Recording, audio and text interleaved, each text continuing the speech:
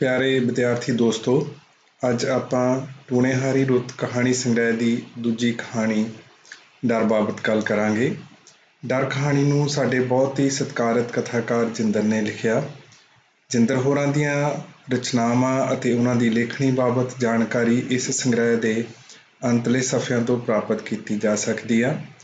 ਹੋਰ ਵਧੇਰੇ ਜਾਣਕਾਰੀ ਲਈ ਤੁਸੀਂ ਡਾਕਟਰ ਬਲਦੇਵ ਸਿੰਘ ਧਾਲੀਵਾਲ ਹੋਰਾਂ ਦੁਆਰਾ ਲਿਖਿਆ ਪੰਜਾਬੀ ਕਹਾਣੀ ਦਾ ਇਤਿਹਾਸ ਵੀ ਦੇਖ ਸਕਦੇ ਹੋ। ਹੁਣ ਆਪਾਂ ਬਿਨਾਂ ਵਕਤ ਜ਼ਾਇਆ ਕੀਤਿਆਂ ਸਿੱਧਾ ਕਹਾਣੀ ਡਰ 'ਤੇ ਆਉਂਦੇ ਹਾਂ। ਕਹਾਣੀ ਦਾ ਸਿਰਲੇਖ ਸਿਰਫ ਇੱਕ ਸ਼ਬਦ ਹੈ, ਡਰ। ਕਹਾਣੀ ਦੇ ਸਿਰਲੇਖ ਨੂੰ ਪੜ੍ਹਦਿਆਂ ਹੀ ਡਰ ਨਾਲ ਜੁੜੇ ਸਾਰੇ ਭਾਵ ਪਾਠਕ ਅੰਦਰ ਜਾਗਰਤ ਹੋ ਜਾਂਦੇ ਨੇ। ਇਹ ਭਾਵ ਫਿਰ ਕਹਾਣੀ ਦੇ ਅੰਤ ਤੱਕ ਨਾਲ ਯਾਤਰਾ ਕਰਦੇ ਨੇ। ਡਰ ਇੱਕ ਅਜਿਹਾ ਭਾਵ ਆ, ਅਜਿਹੀ ਸਥਿਤੀ ਹੈ ਜਿਸ ਤੋਂ ਬੰਦਾ ਭੱਜਣਾ ਵੀ ਚਾਹੁੰਦਾ, ਪਰ ਜਿਸ ਦੀ ਗ੍ਰਿਫਤ ਵੀ ਡਾਢੀ ਮਜ਼ਬੂਤ ਹੁੰਦੀ ਆ। ਡਰ ਦਾ ਇੱਕ ਆਕਰਸ਼ਣ ਵੀ ਹੁੰਦਾ। ਤੁਸੀਂ ਜਾਣਦੇ ਹੋ ਕਿ ਡਰਾਵਣੀਆਂ ਫਿਲਮਾਂ ਬਹੁਤ ਬਣਦੀਆਂ ਨੇ ਅਤੇ ਲੋਕ ਡਰ ਦੇ ਆਕਰਸ਼ਣ ਕਰਕੇ ਹੀ ਇਹਨਾਂ ਫਿਲਮਾਂ ਨੂੰ ਦੇਖਦੇ ਆ। ਤਾਂ ਇੱਕ ਤਰੀਕੇ ਨਾਲ ਡਰ ਜਿਹੜਾ ਉਹ ਮਾਨਵੀ ਮਨ ਦਾ ਸਦੀਵੀ ਅਹਿਸਾਸ ਆ। ਕਹਾਣੀ ਦੇ ਸਿਰਲੇਖ ਵਿੱਚ ਵੀ ਇਸੇ ਸਦੀਵੀ ਅਹਿਸਾਸ ਨੂੰ ਵਰਤਣ ਦੀ ਕੋਸ਼ਿਸ਼ ਕੀਤੀ ਗਈ ਆ ਅਤੇ ਡਰ ਦੇ ਭਾਵ ਕਹਾਣੀ ਦੇ ਸਿਰਲੇਖ ਨੂੰ ਪੜ੍ਹਦਿਆਂ ਹੀ ਤੁਹਾਡੇ ਅੰਦਰ ਜਾਗਰਤ ਹੋ ਜਾਂਦੇ ਆ। ਵਿਚਾਰਧੀਨ ਕਹਾਣੀ ਸੰਗ੍ਰਹਿ ਦੀ ਪਹਿਲੀ ਕਹਾਣੀ ਵਾਂਗ ਹੀ, ਸਹਿਮੇ ਪਲਾਂ ਦਾ ਤਮਾਸ਼ਬੀਨ ਵਾਂਗ ਹੀ, ਇਹ ਕਹਾਣੀ ਵੀ ਉੱਤਮ ਪੁਰਖੀ ਬਿਰਤਾਂਤ ਸ਼ੈਲੀ ਵਿੱਚ ਲਿਖੀ ਗਈ ਆ। ਪਰ ਇਸ ਕਹਾਣੀ ਦੇ ਬਿਰਤਾਂਤਕਾਰ ਦੀ ਵੱਖਰਤਾ ਇਹ ਹੈ ਕਿ ਇਹ ਪੇਸ਼ਵਾਰਤਾ ਨੂੰ ਸਵੈ ਜੀਵਨੀ ਮੂਲਕ ਰੰਗ ਦਿੰਦੀ ਹੈ। ਤੁਹਾਨੂੰ ਇਸ ਤਰ੍ਹਾਂ ਦਾ ਅਹਿਸਾਸ ਹੁੰਦਾ ਕਿ ਜਿਵੇਂ ਮੈਂ ਪਾਤਰ ਆਪਣੇ ਜੀਵਨ ਦੀਆਂ ਗੱਲਾਂ ਤੁਹਾਨੂੰ ਦੱਸ ਰਿਹਾ ਹੋਵੇ, ਆਪਣੀ ਜੀਵਨੀ ਦੇ ਇੱਕ ਕਿਸੇ ਖਾਸ ਪਲ ਨੂੰ ਤੁਹਾਡੇ ਨਾਲ ਸਾਂਝਾ ਕਰ ਰਿਹਾ ਹੋਵੇ। ਜਦੋਂ ਤੁਹਾਡੇ ਤੱਕ ਇਸ ਤਰ੍ਹਾਂ ਦਾ ਅਹਿਸਾਸ ਪਹੁੰਚਦਾ ਤਾਂ ਤੁਹਾਡਾ ਮੈਂ ਪਾਤਰ ਨਾਲ ਨੇੜਤਾ ਮੱਲੋ ਚੋਰੀ ਹੋ ਜਾਂਦੀ ਆ। ਤੁਸੀਂ ਜਾਣਦੇ ਹੋ ਕਿ ਆਮ ਜ਼ਿੰਦਗੀ ਵਿੱਚ ਵੀ ਤੁਹਾਡਾ ਦੋਸਤ ਉਹੀ ਹੁੰਦਾ, ਤੁਹਾਡੇ ਨੇੜੇ ਉਹੀ ਹੁੰਦਾ ਜਿਹੜਾ ਤੁਹਾਡੇ ਨਾਲ ਆਪਣੇ ਦਿਲ ਦੀਆਂ ਗੱਲਾਂ ਕਰਦਾ। ਤਾਂ ਜਦੋਂ ਬਿਰਤਾਂਤ ਸ਼ੈਲੀ ਦੇ ਵਿੱਚ ਜੀਵਨੀ ਦੇ ਅੰਸ਼ ਸ਼ਾਮਲ ਹੁੰਦੇ ਆ ਤਾਂ ਕਥਾ ਦੀ ਨੇੜਤਾ ਪਾਠਕ ਨਾਲ ਕੁਝ ਵਧੇਰੇ ਹੋ ਜਾਂਦੀ ਆ। ਕਹਾਣੀ ਦੇ ਉੱਤਮ ਪੁਰਖੀ ਬਿਰਤਾਂਤ ਸ਼ੈਲੀ ਤੋਂ ਇਹ ਵੀ ਅੰਦਾਜ਼ਾ ਲੱਗ ਹੀ ਜਾਂਦਾ ਕਿ ਇਹ ਕਹਾਣੀ ਲਾਜ਼ਮੀ ਤੌਰ 'ਤੇ ਮੈਂ ਪਾਤਰ ਦੇ ਮਾਨਸਿਕ ਚਿੱਤਰਪਟ ਨੂੰ ਜ਼ਰੂਰ ਪੇਸ਼ ਕਰੇਗੀ। ਬੇਸ਼ੱਕ ਇਹ ਵੀ ਆਪਾਂ ਨੂੰ ਪਤਾ ਹੀ ਹੈ ਕਿ ਜਦੋਂ ਮੈਂ ਪਾਤਰ ਦੀ ਮਾਨਸਿਕ ਸਥਿਤੀ ਪੇਸ਼ ਹੋਏਗੀ ਤਾਂ ਉਹ ਕਿਸੇ ਬਾਹਰਲੇ ਯਥਾਰਥ ਦੇ ਪ੍ਰਸੰਗ ਵਿੱਚ ਹੀ ਪੇਸ਼ ਹੋਏਗੀ। ਮੈਂ ਪਾਤਰ ਦੇ ਜੀਵਨ ਵਿੱਚ ਜਾਂ ਉਸਦੇ ਆਲੇ ਦੁਆਲੇ ਕੁਝ ਅਜਿਹਾ ਜ਼ਰੂਰ ਵਾਪਰ ਰਿਹਾ ਹੋਊਗਾ ਜੋ ਉਸਦੀ ਮਾਨਸਿਕ ਸਥਿਤੀ ਨੂੰ ਪ੍ਰਭਾਵਿਤ ਕਰ ਰਿਹਾ ਹੋਏਗਾ। ਤਾਂ ਕਹਾਣੀ ਦੇ ਵਿੱਚ ਅਸੀਂ ਦੋਵੇਂ ਚੀਜ਼ਾਂ ਦੀ ਸਾਨੂੰ ਨਜ਼ਰ ਆਉਣਗੀਆਂ। ਇੱਕ ਪਾਸੇ ਕਿ ਜੋ ਉਹਦੇ ਮਨ 'ਚ ਚੱਲ ਰਿਹਾ, ਦੂਸਰੇ ਪਾਸੇ ਉਹ ਜੀਵਨ ਯਥਾਰਥ, ਉਹ ਆਲੇ ਦੁਆਲੇ ਕੁਝ ਵਾਪਰ ਰਿਹਾ ਜਿਹਦੇ ਕਰਕੇ ਉਹਦੀ ਮਾਨਸਿਕ ਸਥਿਤੀ ਖਾਸ ਤਰ੍ਹਾਂ ਨਾਲ ਪ੍ਰਭਾਵਿਤ ਹੋ ਰਹੀ ਆ। ਤਾਂ ਜਿਉਂ ਹੀ ਤੁਸੀਂ ਕਹਾਣੀ ਨੂੰ ਪੜ੍ਹਨਾ ਸ਼ੁਰੂ ਕਰਦੇ ਹੋ ਤਾਂ ਮੈਂ ਪਾਤਰ ਦੇ ਜੀਵਨ ਯਥਾਰਥ ਦੀਆਂ ਜਿਹੜੀਆਂ ਪਰਤਾਂ ਨੇ ਉਹ ਖੁੱਲ੍ਹਣ ਲੱਗਦੀਆਂ ਨੇ। ਉਸਦੇ ਜੀਵਨ ਵਿੱਚ ਕੀ ਵਾਪਰ ਰਿਹਾ ਉਹ ਤੁਹਾਡੇ ਸਾਹਮਣੇ ਨਸ਼ਰ ਹੋਣਾ ਸ਼ੁਰੂ ਹੋ ਜਾਂਦਾ। ਕਹਾਣੀ ਦਾ ਆਰੰਭ ਮੈਂ ਪਾਤਰ ਨੂੰ ਆ ਰਹੇ ਇੱਕ ਸੁਪਨੇ ਨਾਲ ਹੁੰਦਾ। ਕਹਾਣੀ ਦੀ ਸ਼ੁਰੂਆਤ ਬਿਨਾਂ ਕਿਸੇ ਭੂਮਿਕਾ ਜਾਂ ਪ੍ਰਸੰਗ ਤੋਂ ਤੁਰੰਤ ਹੋ ਜਾਂਦੀ ਹੈ। ਇਸ ਤਰ੍ਹਾਂ ਦਾ ਆਰੰਭ ਵੀ ਪੰਜਾਬੀ ਕਹਾਣੀ ਦੀ ਰੂਪ ਵਿਧਾ ਦੀ ਖਾਸੀਅਤ ਆ, ਜਾਂ ਮੈਂ ਇਹ ਕਹਾਂ ਕਿ ਜਿਹੜੀ ਆਧੁਨਿਕ ਪੰਜਾਬੀ ਕਹਾਣੀ ਆ ਉਹਦੀ ਇਹ ਖਾਸੀਅਤ ਆ ਕਿ ਉਹਨੇ ਤੁਰੰਤ ਸ਼ੁਰੂ ਹੁੰਦਾ। ਉਹਦੀ ਕਿਉਂਕਿ ਫਿਤਰਤ ਜਿਹੜੀ ਆ ਉਹ ਸੰਜਮੀ ਅਤੇ ਰਮਜ਼ਮਈ ਬਿਰਤੀ ਦੀ ਧਾਰਨੀ ਆ, ਇਸ ਕਰਕੇ ਉਹਦੇ ਕੋਲ ਇੰਨਾ ਵਕਤ ਨਹੀਂ ਹੁੰਦਾ ਹੈਗਾ ਕਿ ਉਹ ਤੁਹਾਨੂੰ ਕੋਈ ਭੂਮਿਕਾ ਬੰਨੇ, ਸ਼ੁਰੂ ਦੇ ਵਿੱਚ ਕੋਈ ਇਸ ਤਰ੍ਹਾਂ ਦੀ ਜਾਣਕਾਰੀ ਦੇਵੇ ਕਿ ਤੁਸੀਂ ਕਹਾਣੀ ਪੜ੍ਹਨ ਲਈ ਤਿਆਰ ਹੋ ਸਕੋ। ਕਹਾਣੀ ਦਾ ਇਸ ਤਰ੍ਹਾਂ ਸ਼ੁਰੂ ਹੋਣਾ ਹੀ ਉਸਦੇ ਆਰੰਭ ਨੂੰ ਇੱਕ ਭੇਤ ਵਰਗੀ ਚੀਜ਼ ਬਣਾ ਦਿੰਦਾ ਅਤੇ ਇਸ ਭੇਤ ਨਾਲ ਹੀ ਪਾਠਕ ਕਹਾਣੀ ਨਾਲ ਜੁੜਦਾ ਕਿ ਕੁਛ ਵਾਪਰਦਾ, ਕੋਈ ਸੁਪਨਾ ਆਉਂਦਾ, ਕੋਈ ਪਾਤਰ ਕਿਸੇ ਵਿਸ਼ੇਸ਼ ਸਥਿਤੀ ਦੇ ਰੂਬਰੂ ਆ ਤਾਂ ਤੁਹਾਡੇ ਮਨ ਦੇ ਵਿੱਚ, ਪਾਠਕ ਦੇ ਮਨ ਦੇ ਵਿੱਚ ਇਹ ਵਿਚਾਰ ਪੈਦਾ ਹੋਣਾ ਸ਼ੁਰੂ ਹੋ ਜਾਂਦਾ ਵੀ ਹੋ ਕੀ ਰਿਹਾ, ਜੋ ਵਾਪਰਿਆ ਕਿਉਂ ਵਾਪਰਿਆ। ਕਹਾਣੀ ਦੇ ਵਿੱਚ ਹੌਲੀ ਹੌਲੀ ਫਿਰ ਭੇਤ ਖੁੱਲ੍ਹਣ ਲੱਗਦੇ ਆ ਅਤੇ ਨਾਲ ਭੇਤ ਬਣਦੇ ਵੀ ਜਾਂਦੇ ਆ। ਇਸ ਤਰੀਕੇ ਨਾਲ ਕਹਾਣੀ ਦੇ ਵਿੱਚ ਭੇਤ, ਰਹੱਸ, ਗੁੰਝਲ ਦੇ ਬਣਨ ਖੁੱਲ੍ਹਣ ਦੀ ਖੇਡ ਲਗਾਤਾਰ ਚੱਲਦੀ ਰਹਿੰਦੀ ਆ। ਇੱਥੇ ਗੱਲ ਵੀ ਅਹਿਮ ਹੈ ਕਿ ਭੇਤ ਕੇਵਲ ਘਟਨਾਵਾਂ ਦਾ ਨਹੀਂ ਹੁੰਦਾ ਹੈਗਾ, ਉਹ ਅਹਿਸਾਸਾਂ, ਵਿਚਾਰਾਂ, ਖਿਆਲਾਂ ਦਾ ਵੀ ਹੁੰਦਾ। ਰਹੱਸ ਦੇ ਭੇਤ ਦੇ ਕਈ ਰੂਪ ਹੁੰਦੇ ਆ। ਕੋਈ ਕਹਾਣੀ ਤੁਹਾਨੂੰ ਘਟਨਾਵੀ ਉਲਝਣਾਂ ਜਾਂ ਘਟਨਾਵੀ ਰਹੱਸਾਂ ਦੇ ਨਾਲ ਅੱਗੇ ਤੋਰਦੀ ਆ। ਕੁਛ ਕਹਾਣੀਆਂ ਦੇ ਵਿੱਚ ਵਿਚਾਰ ਖਿਆਲ ਇੰਨੇ ਗਹਿਰੇ ਹੁੰਦੇ ਆ ਕਿ ਉਹਨਾਂ ਨੂੰ ਜਾਣਨ ਦੀ ਜਗਿਆਸਾ, ਉਹਨਾਂ ਨਾਲ ਤੁਰਨ ਦੀ ਜਗਿਆਸਾ ਕਹਾਣੀ ਵੱਲ ਤੁਹਾਨੂੰ ਖਿੱਚ ਲੈਂਦੀ ਆ। ਅਤੇ ਇਸ ਤਰੀਕੇ ਨਾਲ ਜ਼ਰੂਰੀ ਨਹੀਂ ਹੈਗਾ ਕਿ ਰਹੱਸ ਜਿਹੜਾ ਉਹ ਘਟਨਾਵਾਂ ਦਾ ਹੀ ਰਹੱਸ ਹੋਵੇ, ਉਹ ਵਿਚਾਰਾਂ ਖਿਆਲਾਂ ਦਾ ਹੋ ਜਾਂਦਾ ਅਤੇ ਕਹਾਣੀ ਤੱਕ ਦੇ ਅੰਤ ਤੱਕ ਜਿਹੜੀ ਆ ਉਹ ਇੱਕ ਰਹੱਸ ਨੂੰ ਸਿਰਜਣ ਦੀ, ਉਹਨੂੰ ਗਹਿਰਾ ਕਰਨ ਦੀ, ਉਹਨੂੰ ਥੋੜ੍ਹਾ ਖੋਲ੍ਹ ਦੇਣ ਦੀ ਜਿਹੜੀ ਪ੍ਰਕਿਰਿਆ ਉਹ ਚੱਲਦੀ ਰਹਿੰਦੀ ਆ। ਤਾਂ ਜਦੋਂ ਅਸੀਂ ਇਹ ਕਹਾਣੀ ਨੂੰ ਦੇਖਦੇ ਹਾਂ ਤਾਂ ਕਹਾਣੀ ਦੇ ਆਰੰਭ ਵਿੱਚ ਹੀ ਮੈਂ ਪਾਤਰ ਇੱਕ ਸੁਪਨੇ ਦੇ ਵਿੱਚ ਜਿਹੜਾ ਉਹਨੂੰ ਆ ਰਿਹਾ, ਜਿਹੜਾ ਇੱਕ ਤਰ੍ਹਾਂ ਦਾ ਡਰਾਉਣਾ ਸੁਪਨਾ, ਉਹਦੇ ਵਿੱਚ ਉਹਨੂੰ ਇੱਕ ਚਿਹਰਾ ਦਿਸਦਾ ਅਤੇ ਚਿਹਰਾ ਉਹ ਲਹੂ ਦੇ ਵਿੱਚ ਲੱਥ ਪੱਥ ਆ, ਹੈ ਨਾ, ਹੱਥ ਪੈਰ ਉਹਦੇ ਵੱਢੇ ਹੋਏ ਨੇ ਅਤੇ ਉਹਨੂੰ ਸੁਪਨੇ ਦੇ ਵਿੱਚ ਹੀ ਲੱਗਦਾ ਜਿਵੇਂ ਇਹ ਚਿਹਰਾ ਅਜੇ ਦਾ ਹੁੰਦਾ। ਤਾਂ ਕਹਾਣੀ ਦੇ ਸ਼ੁਰੂ ਵਿੱਚ ਹੀ ਅਜੇ ਦਾ ਜ਼ਿਕਰ ਆ ਜਾਂਦਾ ਤਾਂ ਪਾਠਕ ਦੇ ਮਨ ਦੇ ਵਿੱਚ ਇਹ ਜਗਿਆਸਾ ਪੈਦਾ ਹੋ ਜਾਂਦੀ ਕਿ ਅਜੇ ਕੌਣ ਹੋਇਆ, ਅਤੇ ਇਹ ਕੌਣ ਹੋਇਆ ਹੀ ਤੁਹਾਨੂੰ ਕਹਾਣੀ ਵੱਲ ਅੱਗੇ ਪੜ੍ਹਨ ਲਈ ਮਜਬੂਰ ਕਰਦਾ।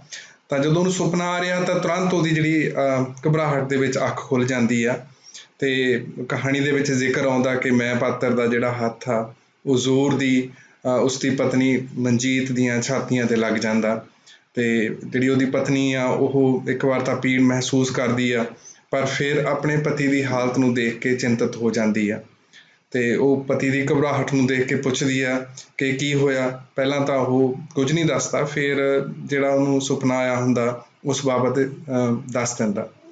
ਕਹਾਣੀ ਦੀ ਸ਼ੁਰੂਆਤ ਵਾਲੇ ਇਸ ਦ੍ਰਿਸ਼ ਨਾਲ ਇੱਕ ਸਵਾਲ ਵੀ ਖੜ੍ਹਾ ਹੋ ਜਾਂਦਾ, ਉਹ ਇਹ ਕਿ ਮੈਂ ਪਾਤਰ ਦਾ ਹੱਥ ਉਸਦੀ ਪਤਨੀ ਦੀਆਂ ਛਾਤੀਆਂ 'ਤੇ ਹੀ ਕਿਉਂ ਵੱਜਦਾ। ਫਿਰ ਇਹ ਜ਼ਿਕਰ ਕਿਉਂ ਆਉਂਦਾ ਕਿ ਉਸਦੀ ਪਤਨੀ ਖੱਬੀ ਛਾਤੀ ਨੂੰ ਫੜੀ ਮੈਂ ਪਾਤਰ ਵੱਲ ਨੂੰ ਹੁੰਦੀ ਹੈ। ਕਹਾਣੀਕਾਰ ਜਦੋਂ ਇਸ ਪਲ ਨੂੰ ਸਿਰਜ ਰਿਹਾ ਹੋਊ ਤਾਂ ਉਸ ਕੋਲ ਇਸ ਤੋਂ ਵੱਖਰੇ ਬਦਲ ਵੀ ਮੌਜੂਦ ਰਹੇ ਹੋਣਗੇ ਇਸ ਪਲ ਨੂੰ ਚਿਤਰਨ ਦੇ। ਹੱਥ ਮੂੰਹ 'ਤੇ ਕਿਉਂ ਨਹੀਂ ਵੱਜਦਾ, ਅੱਖਾਂ 'ਤੇ ਕਿਉਂ ਨਹੀਂ ਵੱਜਦਾ। ਕੀ ਕਹਾਣੀਕਾਰ ਅਜਿਹਾ ਸਿਰਫ ਪਾਠਕ ਨੂੰ ਭਰਮਾਉਣ ਲਈ ਕਰਦਾ। ਮੇਰੇ ਕਹਿਣ ਦਾ ਭਾਵ ਕਿ ਇਹ ਕੋਈ ਕਾਮਕ ਕਿਸਮ ਦੀ ਧੁਨੀ ਨੂੰ ਸੰਚਾਰ ਕੇ ਪਾਠਕ ਦਾ ਧਿਆਨ ਆਪਣੇ ਵੱਲ ਖਿੱਚਣਾ ਚਾਹੁੰਦਾ। ਹੁਣ ਜਦੋਂ ਇਸ ਪੇਸ਼ਕਾਰੀ ਦਾ ਕਹਾਣੀ ਦੇ ਸਮੁੱਚੇ ਢਾਂਚੇ ਵਿੱਚ ਕੋਈ ਨਾ ਟਾਲਿਆ ਜਾ ਸਕਣ ਵਾਲਾ ਪ੍ਰਕਾਰਜ ਨਜ਼ਰ ਨਹੀਂ ਆਉਂਦਾ ਤਾਂ ਇਹ ਸਪਸ਼ਟ ਹੈ ਕਿ ਕਹਾਣੀ ਇਸ ਪੇਸ਼ਕਾਰੀ ਰਾਹੀਂ ਪਾਠਕ ਦਾ ਧਿਆਨ ਆਪਣੇ ਵੱਲ ਖਿੱਚਣ ਦੀ ਕੋਸ਼ਿਸ਼ ਕਰਦੀ ਹੈ। ਕਾਮੁਕ ਕਿਸਮ ਦੀ ਜਾਂ ਵੱਖਰੀ ਕਿਸਮ ਦੀ ਧੁਨੀ ਜਿਹੜੀ ਆ ਉਹ ਸੰਚਾਰ ਕੇ ਪਾਠਕ ਨੂੰ ਆਪਣੇ ਵੱਲ ਖਿੱਚਣ ਦਾ ਯਤਨ ਕਰਦੀ ਆ। ਦੇਖੋ, ਕਹਾਣੀਕਾਰ ਦਾ ਕਹਾਣੀ ਨੂੰ ਲਿਖਦੇ ਹੋਇਆਂ ਪਾਠਕ ਦਾ ਧਿਆਨ ਆਪਣੇ ਵੱਲ ਖਿੱਚਣ ਦੀ ਕੋਸ਼ਿਸ਼ ਕਰਨਾ ਕੋਈ ਮਾੜੀ ਚੀਜ਼ ਨਹੀਂ ਹੈਗੀ, ਉਹਨੇ ਲਗਾਤਾਰ ਕੋਸ਼ਿਸ਼ ਕਰਨੀ ਹੁੰਦੀ ਆ, ਉਹਦੀ ਇਹ ਕਲਾਤਮਕਤਾ ਦਾ ਇੱਕ ਪੈਮਾਨਾ ਹੁੰਦਾ। ਪਰ ਮੈਨੂੰ ਇਸ ਤਰ੍ਹਾਂ ਮਹਿਸੂਸ ਹੁੰਦਾ ਕਿ ਕਹਾਣੀਕਾਰ ਜੇ ਇੱਥੇ ਕੋਈ ਹੋਰ ਬਦਲ ਚੁਣ ਲੈਂਦਾ ਕਿ ਅੱਖ 'ਤੇ ਹੱਥ ਵੱਜਦਾ ਜਾਂ ਮੂੰਹ 'ਤੇ ਹੱਥ ਵੱਜਦਾ ਤਾਂ ਉਹ ਵਧੇਰੇ ਚੰਗੀ ਗੱਲ ਹੋਣੀ ਸੀ। ਇਸ ਪ੍ਰਸੰਗ 'ਚ ਇੱਕ ਹੋਰ ਗੱਲ ਦਾ ਖਿਆਲ ਵੀ ਆਉਂਦਾ ਕਿ ਜਦੋਂ ਕਹਾਣੀ ਸਮੇਤ ਕਲਾ ਦਾ ਕੋਈ ਵੀ ਰੂਪ ਸਿਰਜਿਆ ਜਾਂਦਾ ਤਾਂ ਪਾਠਕ, ਦਰਸ਼ਕ, ਸਰੋਤੇ ਦੀ ਹੋਂਦ ਸਿਰਜਕ ਦੇ ਅਚੇਤ ਸੁਚੇਤ ਮਨ ਦੇ ਵਿੱਚ ਪਈ ਹੁੰਦੀ ਹੈ। ਜੇ ਕੋਈ ਫਿਲਮ ਬਣਾ ਰਿਹਾ ਤਾਂ ਉਹ ਜਦੋਂ ਫਿਲਮ ਬਣਾ ਰਿਹਾ ਤਾਂ ਉਹਦੇ ਸਾਹਮਣੇ ਅਚੇਤ ਹੋਵੇ ਜਾਂ ਸੁਚੇਤ ਇੱਕ ਦਰਸ਼ਕ ਪਿਆ ਕਿ ਕਿਹਨੇ ਦੇਖਣੀ ਹੈ ਇਹ। ਇਸੇ ਤਰੀਕੇ ਨਾਲ ਜਦੋਂ ਕੋਈ ਕਹਾਣੀ ਲਿਖ ਰਿਹਾ ਤਾਂ ਇੱਕ ਪਾਠਕ ਉਹਦੇ ਅਚੇਤ ਸੁਚੇਤ ਧਿਆਨ ਦੇ ਵਿੱਚ ਹੈਗਾ ਕਿ ਇਸ ਕਹਾਣੀ ਨੂੰ ਕਿਹਨੇ ਪੜ੍ਹਨਾ। ਤਾਂ ਪਾਠਕ ਗੈਰ ਮੌਜੂਦ ਹੁੰਦਾ ਹੋਇਆ ਵੀ ਮੌਜੂਦ ਹੁੰਦਾ ਜਦੋਂ ਕਹਾਣੀ ਲਿਖੀ ਜਾ ਰਹੀ ਹੁੰਦੀ ਹੈ। ਜਿਵੇਂ ਅਸੀਂ ਪ੍ਰਵਾਸੀ ਪੰਜਾਬੀ ਸਾਹਿਤ ਬਾਰੇ ਅਕਸਰ ਕਹਾਣੀ ਬਾਰੇ ਇਹ ਗੱਲ ਕਰਦੇ ਹੁੰਦੇ ਹਾਂ ਕਿ ਜਦੋਂ ਪ੍ਰਵਾਸੀ ਬੰਦਾ, ਬਾਹਰ ਰਹਿਣ ਵਾਲਾ ਬੰਦਾ, ਕੈਨੇਡਾ ਅਮਰੀਕਾ ਦੇ ਵਿੱਚ ਬੈਠਾ ਬੰਦਾ ਨਾਵਲ ਲਿਖਦਾ ਜਾਂ ਕਹਾਣੀ ਲਿਖਦਾ ਤਾਂ ਉਹਦੇ ਮਨ ਦੇ ਵਿੱਚ ਇਹ ਸਪਸ਼ਟ ਹੁੰਦਾ ਕਿ ਇਸ ਕਹਾਣੀ ਨੂੰ ਇੱਧਰਲੇ ਪੰਜਾਬ ਨੇ, ਆਪਣੇ ਪੰਜਾਬ ਦੇ ਪਾਠਕਾਂ ਨੇ ਜਾਂ ਚਿੰਤਕਾਂ ਨੇ ਜਾਂ ਲੇਖਕਾਂ ਨੇ ਪੜ੍ਹਨਾ ਤਾਂ ਉਹ ਉਸ ਤਰ੍ਹਾਂ ਦੀਆਂ ਚੀਜ਼ਾਂ ਉਹਦੇ ਵਿੱਚ ਪਾਉਂਦਾ ਜਾਂਦਾ ਜਿਹੜੀਆਂ ਇੱਧਰਲੇ ਪੰਜਾਬ 'ਚ ਬੈਠੇ ਪਾਠਕ ਨੂੰ ਚੰਗੀਆਂ ਲੱਗਣ। ਸੋ ਕਹਿਣ ਦੀ ਗੱਲ ਇਹ ਆ ਕਿ ਪਾਠਕ ਜ਼ਰੂਰ ਲੇਖਕ ਦੇ ਮਨ 'ਚ ਬੈਠਾ ਹੁੰਦਾ ਤਾਂ ਉਹਨੂੰ ਖਿੱਚਣ ਦੀ ਕੋਸ਼ਿਸ਼ ਕੀਤੀ ਜਾਂਦੀ ਰਹੀ ਆ। ਇੱਕ ਰੌਚਕ ਗੱਲ ਇਹਦੇ ਵਿੱਚ ਇਹ ਵੀ ਆ ਕਿ ਜਦੋਂ ਅਸੀਂ ਫਿਲਮ ਨੂੰ ਅਧਿਐਨ ਕਰਦੇ ਹਾਂ ਤਾਂ ਉੱਥੇ ਤਾਂ ਗੱਲ ਇਹ ਲਗਭਗ ਸਪਸ਼ਟ ਰੂਪ ਦੇ ਵਿੱਚ ਸਾਹਮਣੇ ਆਉਂਦੀ ਆ ਕਿ ਉੱਥੇ ਜਿਹੜਾ ਦਰਸ਼ਕ ਆ ਉਹਦੀ ਕਲਪਨਾ ਕੀਤੀ ਜਾਂਦੀ ਹੈ ਕਿ ਉਹ ਪੁਰਸ਼ ਆ, ਉਹ ਆਦਮੀ ਆ ਜਾਂ ਉਹ ਨੌਜਵਾਨ ਆ, ਉਹਦੀ ਉਮਰ ਕਿ ਉਹ ਮੰਨ ਕੇ ਚੱਲਦੇ ਆ ਕਿ ਜਿਹੜਾ ਪੰਜਾਬੀ ਫਿਲਮ ਨੂੰ ਦੇਖਣ ਵਾਲਾ ਉਹ ਕੋਈ 15-16 ਸਾਲਾਂ ਤੋਂ ਲੈ ਕੇ 30-32-33 ਸਾਲਾਂ ਤੱਕ ਦਾ ਆਦਮੀ ਹੋਊ, ਪੁਰਸ਼ ਹੋਊਗਾ, ਤੇ ਉਸ ਦੀਆਂ ਰੁਚੀਆਂ ਨੂੰ ਧਿਆਨ 'ਚ ਰੱਖ ਕੇ ਹੀ ਜਿਹੜੀ ਆ ਉਹ ਫਿਲਮ ਬੁਣੀ ਜਾਂਦੀ ਆ। ਇਸ ਕਰਕੇ ਤੁਸੀਂ ਧਿਆਨ ਨਾਲ ਦੇਖੋ ਕਿ ਕਦੇ ਬਜ਼ੁਰਗਾਂ ਦੀਆਂ ਕਹਾਣੀਆਂ ਪੰਜਾਬੀ ਫਿਲਮ ਦੇ ਵਿੱਚ ਨਹੀਂ ਪਾਈਆਂ ਜਾਂਦੀਆਂ ਕਿ ਉਹਨਾਂ ਨੂੰ ਪਤਾ ਕਿ ਬਜ਼ੁਰਗ ਜਿਹੜੇ ਆ ਉਹ ਸਿਨੇਮੇ ਦੇ ਵਿੱਚ ਨਹੀਂ ਜਾਂਦੇ ਹੈਗੇ। ਸੋ ਇਹ ਗੱਲ ਕਹਿ ਕੇ ਮੈਂ ਸਵਾਲ ਇਹ ਉਠਾਉਣਾ ਚਾਹੁੰਦਾ ਕਿ ਕੀ ਪੰਜਾਬੀ ਸਾਹਿਤ ਦੇ ਵਿੱਚ, ਪੰਜਾਬੀ ਕਥਾਕਾਰੀ ਦੇ ਵਿੱਚ ਜਾਂ ਪੰਜਾਬੀ ਕਹਾਣੀ ਦੇ ਵਿੱਚ ਜਦੋਂ ਪੰਜਾਬੀ ਕਹਾਣੀਕਾਰ ਕਹਾਣੀ ਨੂੰ ਰਚਦਾ ਤਾਂ ਕੀ ਉਹਦੇ ਮਨ ਦੇ ਵਿੱਚ ਵੀ ਜਿਹੜਾ ਪਾਠਕ ਆ, ਜਿਹੜਾ ਕਲਪਿਆ ਗਿਆ ਹੁੰਦਾ, ਜਿਹਨੂੰ ਇਮੈਜਿਨ ਕਰਦਾ, ਜਿਹਨੂੰ ਉਹ ਸੋਚਦਾ, ਉਹ ਵੀ ਪੁਰਸ਼ ਆ, ਜਾਂ ਕੀ ਉਹ ਉਸ ਨੂੰ ਇਹ ਵੀ ਦੇਖਦਾ ਕਿ ਉਹ ਜਿਹੜੀ ਕੁਛ ਤੇ ਔਰਤ ਤੋਂ ਗਾਂਹ ਇੱਕ ਉਹਨੂੰ ਸਿਰਫ ਮਾਨਵੀ ਰੂਪ ਦੇ ਵਿੱਚ ਦੇਖਦਾ। ਖੈਰ ਇਸ ਪ੍ਰਸ਼ਨ ਨੂੰ ਮੈਂ ਤੁਹਾਡੇ ਸੋਚਣ ਲਈ ਇੱਥੇ ਛੱਡ ਕੇ ਆਪਾਂ ਕਹਾਣੀ ਦੀ ਚਰਚਾ ਨੂੰ ਅੱਗੇ ਤੋਰਦੇ ਹਾਂ। ਤਾਂ ਜਦੋਂ ਮੈਂ ਪਾਤਰ ਨੂੰ ਡਰਾਉਣਾ ਸੁਪਨਾ ਆਉਂਦਾ ਤੇ ਉਹ ਡਰਿਆ ਹੋਇਆ, ਇੱਥੇ ਹੀ ਉਹਦੀ ਜਿਹੜੀ ਮੈਂ ਪਾਤਰ ਦੀ ਪਤਨੀ ਆ ਉਹਦਾ ਸੰਵਾਦ ਦਰਜ ਕੀਤਾ ਗਿਆ। ਕਹਾਣੀ ਵਿੱਚ ਤੁਸੀਂ ਜਾਣਦੇ ਹੋ ਕਿ ਸੰਵਾਦਾਂ ਦੀ ਭੂਮਿਕਾ ਬਹੁਤ ਹੁੰਦੀ ਆ। ਸੰਵਾਦ ਕਹਾਣੀ ਨੂੰ ਜਿੱਥੇ ਅੱਗੇ ਤੋਰਦੇ ਆ ਉੱਥੇ ਇਸ ਵਿੱਚ ਨਾਟਕੀ ਰੰਗ ਵੀ ਭਰਦੇ ਆ। ਸੰਵਾਦ ਪਾਤਰ ਉਸਾਰੀ ਦਾ ਜ਼ਰੀਆ ਵੀ ਨੇ ਤੇ ਇਹਨਾਂ ਰਾਹੀਂ ਕਿਸੇ ਵਿਚਾਰ ਵਿਸ਼ੇਸ਼ ਦਾ ਸੰਚਾਰ ਵੀ ਹੁੰਦਾ, ਕੋਈ ਖਾਸ ਤਰ੍ਹਾਂ ਦਾ ਵਿਚਾਰ, ਭਾਵ, ਵਿਚਾਰਧਾਰਾ ਵੀ ਤੁਹਾਡੇ ਤੱਕ ਪਹੁੰਚਾਈ ਜਾਂਦੀ ਹੈ। ਸੰਵਾਦਾਂ ਦੀ ਮੌਜੂਦਗੀ ਕਹਾਣੀ ਨੂੰ ਬਹੁਤ ਸੁਰਾ ਬਣਾਉਣ ਵਿੱਚ ਵੀ ਭੂਮਿਕਾ ਅਦਾ ਕਰਦੀ ਹੈ। ਇੱਥੇ ਬਹੁਤ ਸੁਰਾ ਬਣਾਉਣ ਦੇ ਵਿੱਚ ਤੋਂ ਭਾਵ ਇਹ ਹੈ ਕਿ ਜਦੋਂ 2 ਜਾਂ 3 ਪਾਤਰ ਜਾਂ 2 ਜਾਂ 3 ਧਿਰਾਂ ਆਪਸ ਦੇ ਵਿੱਚ ਸੰਵਾਦ ਕਰਦੀਆਂ ਨੇ ਤਾਂ ਜੇ ਉਹਨਾਂ ਦੀ ਆਪਦੀ ਹੋਂਦ ਹਸਤੀ ਸਮੇਤ ਜ਼ੁਬਾਨ ਦਿੱਤੀ ਜਾਂਦੀ ਹੈ ਤਾਂ ਅਲੱਗ-ਅਲੱਗ ਆਵਾਜ਼ਾਂ ਜਿਹੜੀਆਂ ਨੇ ਉਹ ਕਹਾਣੀ ਦੇ ਵਿੱਚ ਸੰਭਵ ਹੋ ਪਾਉਂਦੀਆਂ ਨੇ। ਤੇ ਸੰਵਾਦਾਂ ਦੀ ਖੂਬਸੂਰਤੀ ਇਹ ਵੀ ਹੁੰਦੀ ਹੈ ਕਿ ਕਹਾਣੀ ਦੇ ਵਿੱਚ ਨਾਟਕੀ ਰੰਗ ਜਿਹੜਾ ਉਹ ਭਰਦੀਆਂ ਨੇ ਤੇ ਰੌਚਕਤਾ ਪ੍ਰਦਾਨ ਕਰਦੀਆਂ ਨੇ। ਕਹਾਣੀ ਨੂੰ ਪੜ੍ਹਦਿਆਂ ਛੇਤੀ ਹੀ ਇਹ ਗੱਲ ਸਾਹਮਣੇ ਆ ਜਾਂਦੀ ਹੈ ਕਿ ਅਜੇ ਅਤੇ ਬਲਰਾਜ ਮੈਂ ਪਾਤਰ ਦੇ ਜਵਾਨ ਪੁੱਤ ਹਨ। ਇਹਨਾਂ ਦੋਹਾਂ ਨੂੰ ਲੈ ਕੇ ਹੀ ਮੈਂ ਪਾਤਰ ਅਤੇ ਉਸਦੀ ਪਤਨੀ ਅੰਤਾਂ ਦੇ ਡਰਾਂ ਵਿੱਚ ਘਿਰੇ ਹੋਏ ਹਨ। ਇਹਨਾਂ ਡਰਾਂ ਵਿੱਚ ਵਾਧਾ ਆਲੇ ਦੁਆਲੇ ਵਾਪਰ ਰਹੀਆਂ ਘਟਨਾਵਾਂ, ਵਾਪਰ ਰਹੇ ਹਾਦਸੇ ਕਰਦੇ ਹਨ।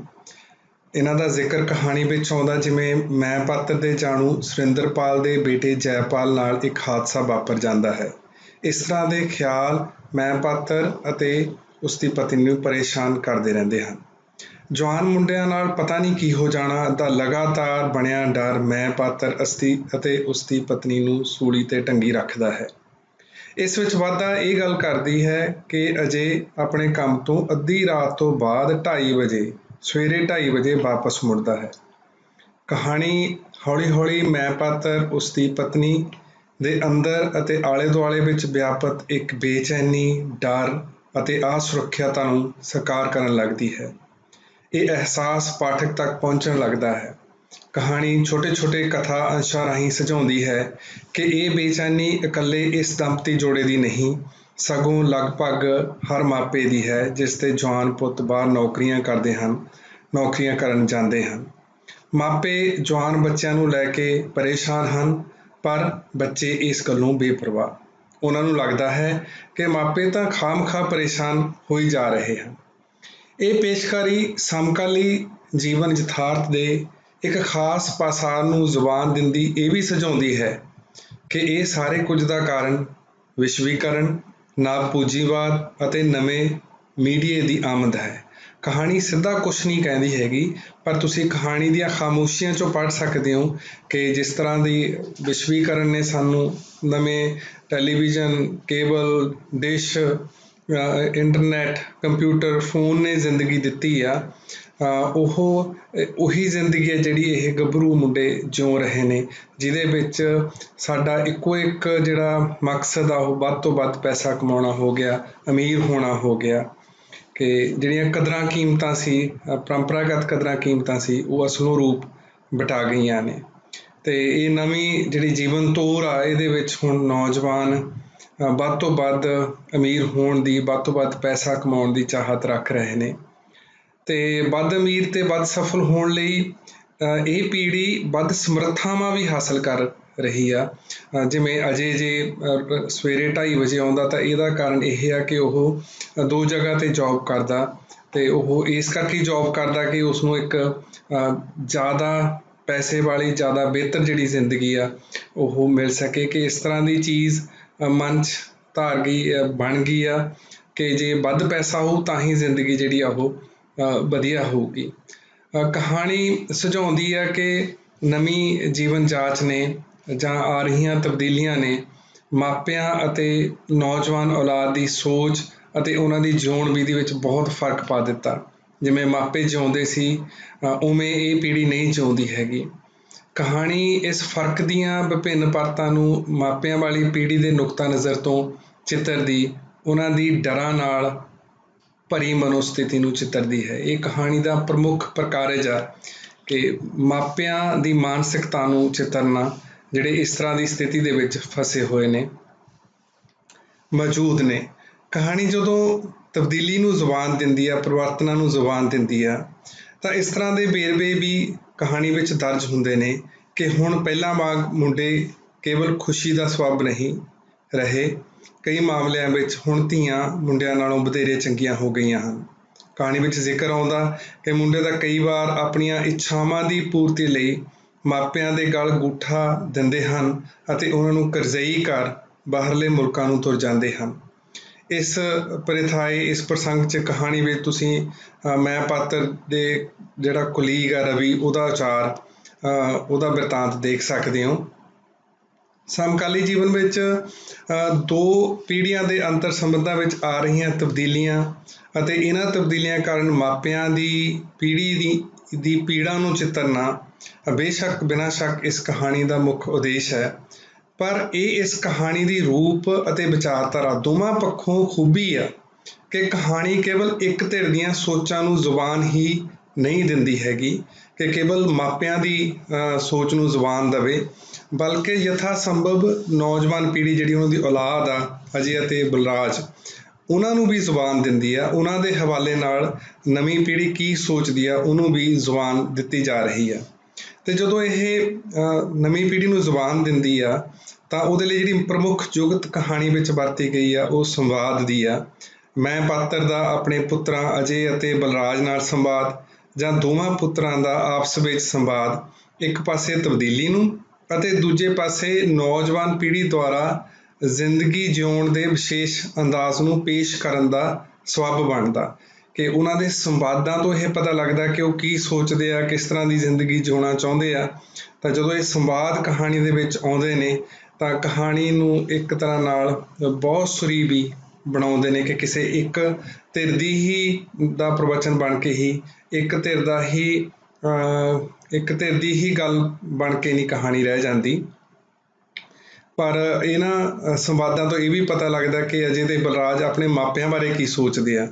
ਕਿ ਉਹਨਾਂ ਨੂੰ ਲੱਗਦਾ ਕਿ ਖਾਸ ਤੌਰ 'ਤੇ ਆਪਣੇ ਪਿਤਾ ਬਾਰੇ ਕਹਿੰਦੇ ਨੇ ਕਿ ਤੁਸੀਂ ਤਾਂ ਜ਼ਿੰਦਗੀ ਨੂੰ ਮਾਣਿਆ ਹੀ ਨਹੀਂ, ਤੁਸੀਂ ਤਾਂ ਇਹੀ ਕੁਛ ਕਰਦੇ ਰਹੇ ਕਿ ਕੰਮ ਤੋਂ ਘਰ ਅਤੇ ਘਰ ਤੋਂ ਕੰਮ, ਜਾਂ ਫਿਰ ਬੱਚਿਆਂ ਦਾ ਪਾਲਣ ਪੋਸ਼ਣ ਕਰੀ ਜਾਣਾ, ਇਹੀ ਤੁਹਾਡੀ ਜ਼ਿੰਦਗੀ ਰਹੀ ਆ।